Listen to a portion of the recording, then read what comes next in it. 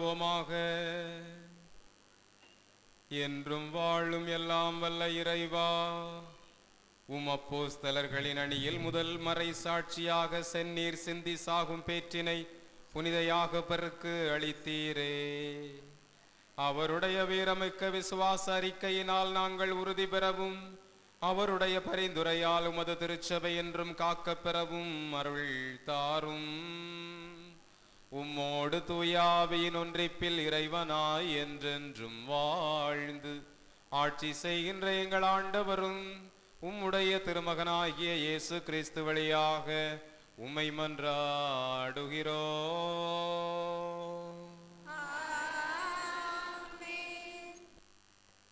இறை வாக்கு பகுதிக்கு நுழைகின்றோம். நம்முடைய நவநாளில் ஒவ்வொரு நாளும் இன்று ஆரம்பித்து இறை வாக்குகளை நாம் கேட்கிற பொழுது, அதனுடைய அடிப்படையில் மறையுரை பிரசங்கம் அமைகிற பொழுது, ஒவ்வொரு நாளும் திருப்பலியினுடைய முடிவில் பிரசங்கம் வைக்கின்ற தந்தை அவர்கள் உங்களுக்கு 3 கேள்விகள் கேட்பார்கள். ஒவ்வொரு நாளும் 3 கேள்விகள் கேட்கப்படும். அதை உரிய பதிலை எழுதி இறுதி நாளில் நாம் கொடுக்கிற பொழுது அதற்கான சிறப்பான இறை வாக்கு உரிய பகுதி அதற்கு இந்நாள் உங்களுக்கு நினைவு நாளாக விளங்கும். இதனை ஆண்டவரின் விழாவாக தலைமுறை தோறும் கொண்டாடுங்கள் என்று நம் ஆண்டவராகிய கடவுள் இஸ்ரேல் மக்களுக்கு சொல்லுமாறு மோசேக்கும் ஆரோனுக்கும் கட்டளையிடுகிறார். பாஸ்கா, அதாவது ஆண்டவருடைய கடத்தல் என்ற விழாவை கொண்டாடும் முறையை இன்றைய வாரம் தெளிவுபடுத்துகிறது. நாமும் தலைமுறை தோறும் கொண்டாடும் நம் புனிதரின் திருவிழாவின் முதல் நாளாகிய இன்று இறைவன் கூறும் வாசகத்திற்கு செவி கொடுப்போம். முதல் வாசகம். மாலை மங்கும் வேளையில் ஆட்டினை வெட்ட வேண்டும், நான் இரத்தத்தை கண்டு உங்களை கடந்து செல்வேன். விடுதலை பயண நூலிலிருந்து வாசகம். அதிகாரம் 11, இறை வசனங்கள் 10 முதல் 12 வரை, தொடர்ந்து 14. விடுதலை பயண நூலிலிருந்து வாசகம். அதிகாரம் 11, இறை வசனங்கள் 10 முதல் 12 வரை, தொடர்ந்து 14. அந்நாட்களில் மோசேயும் ஆரோனும் அருஞ்செயல்கள் அனைத்தையும் பார்வோன் முன் செய்தனர். ஆண்டவர் பார்வோனின் மனம் இறுகிவிட செய்ததால் அவன் இஸ்ரேல் மக்களை தன் நாட்டிலிருந்து போகவிடவில்லை. எகிப்து நாட்டில் ஆண்டவர் மோசேக்கும் ஆரோனுக்கும் பின்வருமாறு கூறினார்: உங்களுக்கு மாதங்களில் தலையாதது இம்மாதமே, ஆண்டில் உங்களுக்கு முதல் மாதமும் இதுவே. இஸ்ரேல் மக்கள் கூட்டமைப்பு முழுவதற்கும் நீங்கள் அறிவீர்கள்.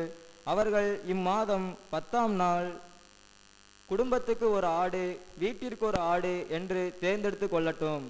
ஓர் ஆட்டினை உண்ண ஒரு வீட்டில் போதிய ஆட்கள் இல்லையெனில் உண்போரின் எண்ணிக்கையும் உண்ணும் அளவுக்கேற்ப அண்டை வீட்டாரை சேர்த்து கொள்ளட்டும். ஆடு குறைப்பற்றதாக கிடாயாக 1 வயது குட்டியாக இருக்க வேண்டும். தேர்ந்தெடுப்பது வெள்ளாடாகவோ செம்மறியாடாகவோ இருக்கலாம். இம்மாதம் 14ஆம் நாள் வரை அதை வைத்து பேணுங்கள். அந்நாள் மாலை மங்கும் வேளையில் இஸ்ரேல் மக்கள் கூட்டமைப்பின் அனைத்தும் சபையும் அதை வெட்ட வேண்டும். இரத்தத்தில் சிறிதளவு எடுத்து உண்ணும் வீடுகளின் 2 கதவு நிலைகளிலும் மேல் சட்டத்திலும் பூச வேண்டும். இறைச்சியை அந்த இரவிலேயே உண்ண வேண்டும். நெருப்பில் அதனை வாட்டி புளிப்பற்ற அப்பத்தோடும் கசப்பு கீரையோடும் உண்ண வேண்டும். அதை பச்சையாகவோ நீரில் வேக வைத்தோ உண்ணாமல் தலை, கால்கள், உட்பாகங்கள் முழுவதுமாக நெருப்பில் வாட்டி அதனை உண்ணுங்கள். அதில் எதையுமே விடியற்காலை வரை மீதி வைக்க வேண்டாம். காலை வரை எஞ்சிருப்பதை நெருப்பில் சுட்டெரியுங்கள். நீங்கள் அதனை உண்ணும் முறையாவது: இடையில் கச்சை கட்டி கால்களில் காலணி அணிந்து கையில் கோல் பிடித்து விரைவாக உண்ணுங்கள். இது ஆண்டவரின் பாஸ்கா, அதாவது ஆண்டவருடைய கடத்தல். ஏனெனில் நான் இன்று இரவிலே எகிப்து நாடெங்கும் கடந்து சென்று எகிப்து நாட்டில் மனிதர் தொடங்கி விலங்கு வரை அனைத்து ஆண்பால் தலைப்பிறப்பையும் சாகடிப்பேன். எகிப்தின் தெய்வங்கள் அனைத்தின் மேலும் நான் தீர்ப்பிடுவேன். நானே ஆண்டவர். இரத்தம் நீங்கள் இருக்கும் வீடுகளில் உங்களுக்கு அடையாளமாக இருக்கும். நான் இரத்தத்தை கண்டு உங்களை கடந்து செல்வேன். எகிப்து நாட்டில் நான் அவர்களை சாகடிக்கும் பொழுது கொல்லும் போதும் கொள்ளை நோய் எதுவும் உங்கள் மேல் வராது. இந்நாள் உங்களுக்கு ஒரு நினைவு நாளாக விளங்கும். இதனை ஆண்டவரின் விழாவாக நீங்கள் தலைமுறை தோறும் கொண்டாடுங்கள். இந்த விழா உங்களுக்கு நிலையான நியமமாக இருப்பதாக. இது ஆண்டவர் வழங்கும் அருள்வாக்கு.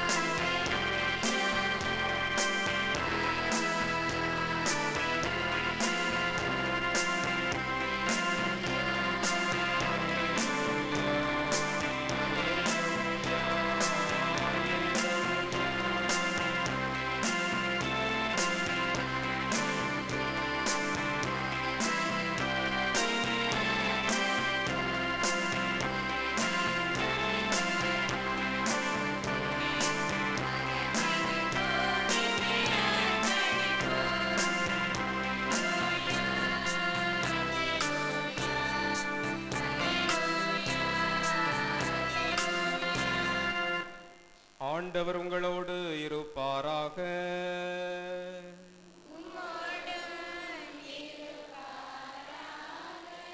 தூய யோவான் எழுதிய பரிசுத்த நற்செய்தியிலிருந்து வாசகம்.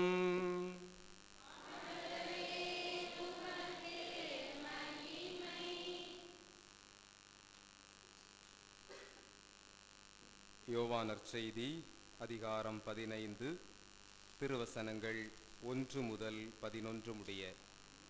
யோவான் நற்செய்தி அதிகாரம் 15 திருவசனங்கள் 1 முதல் 11 முடிய.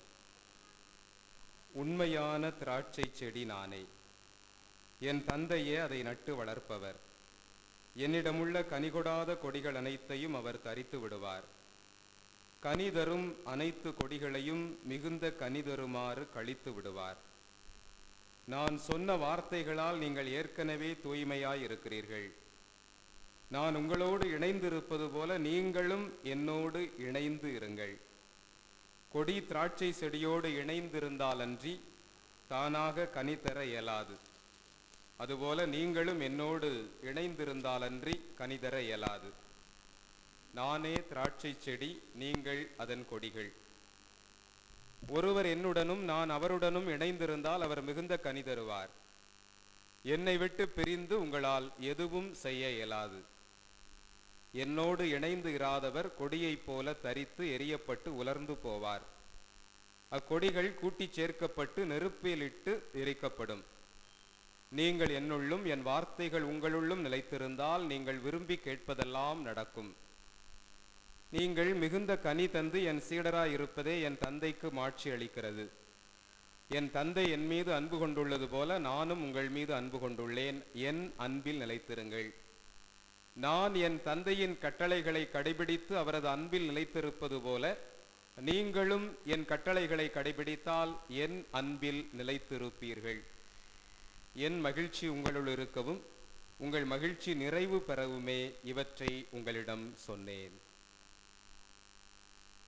இது வாழ்வு தரும் கிறிஸ்துவின் நற்செய்தி.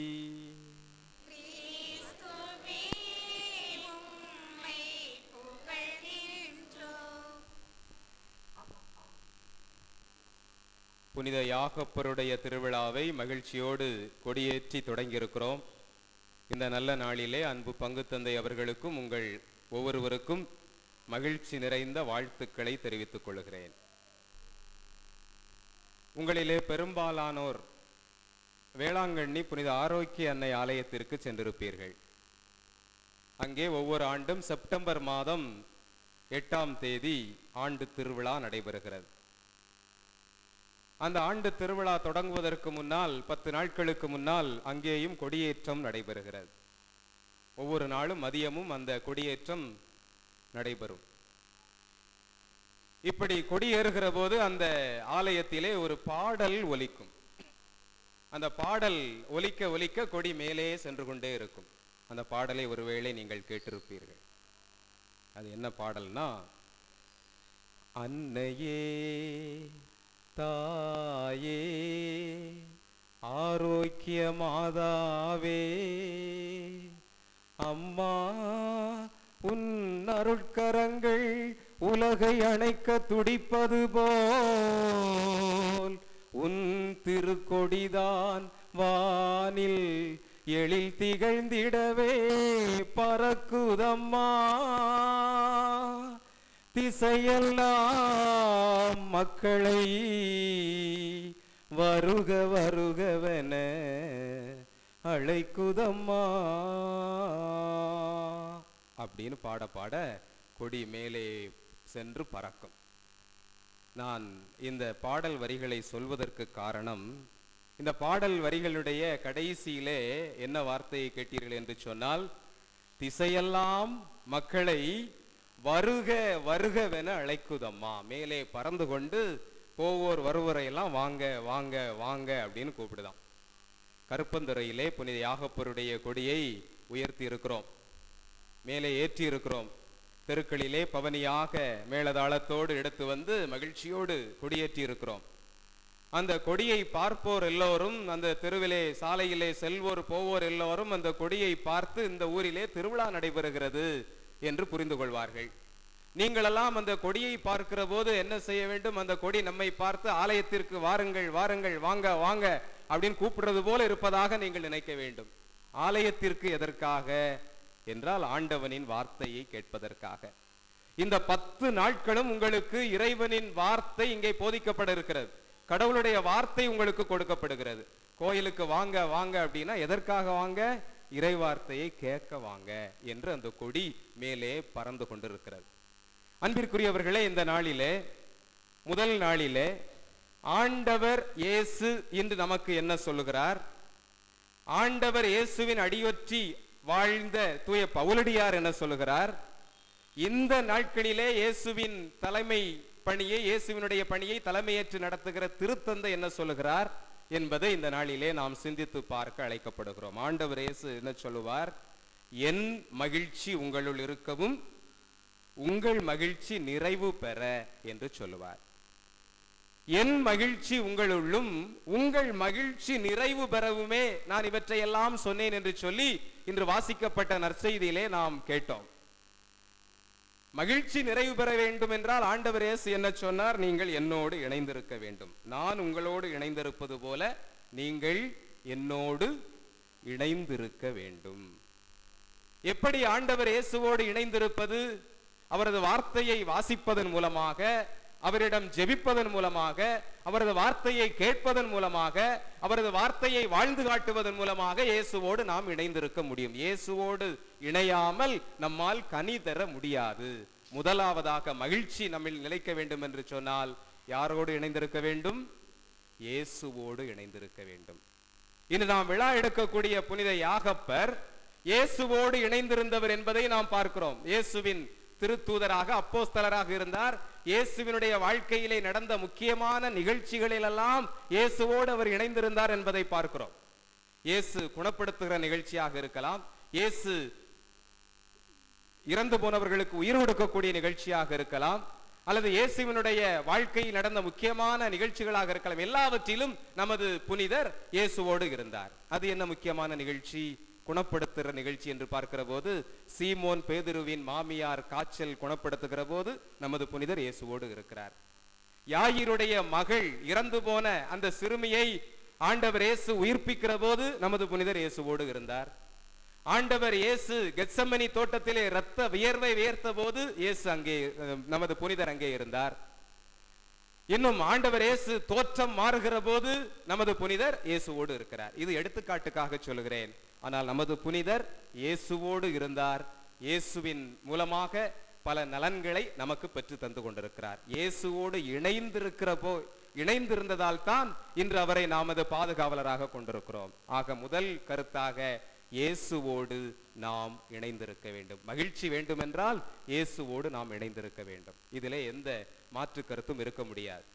இரண்டாவதாக தூய பவுலடியார் நாம் மகிழ்ச்சி உள்ளவர்களாக வாழ வேண்டும் என்று சொன்னால் என்ன செய்வது? இயேசுவின் கட்டளைகளை கடைபிடிக்க வேண்டும் என்பதற்கு அவர் ஒழுங்குமுறைகளை தருகிறார்.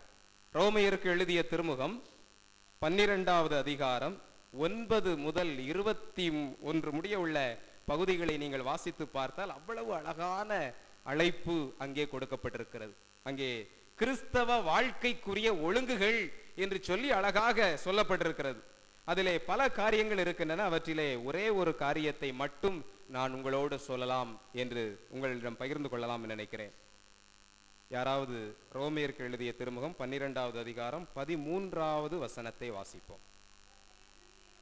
வறுமையுற்ற இறை மக்களோடு உங்களிடம் உள்ளதை பகிர்ந்து கொள்ளுங்கள், விருந்தோம்பலில் கருத்தாயிருங்கள். இப்ப நான் அந்த ஒரு வசனத்தை மட்டும்தான் வாசிக்க சொல்லி இருக்கிறேன்.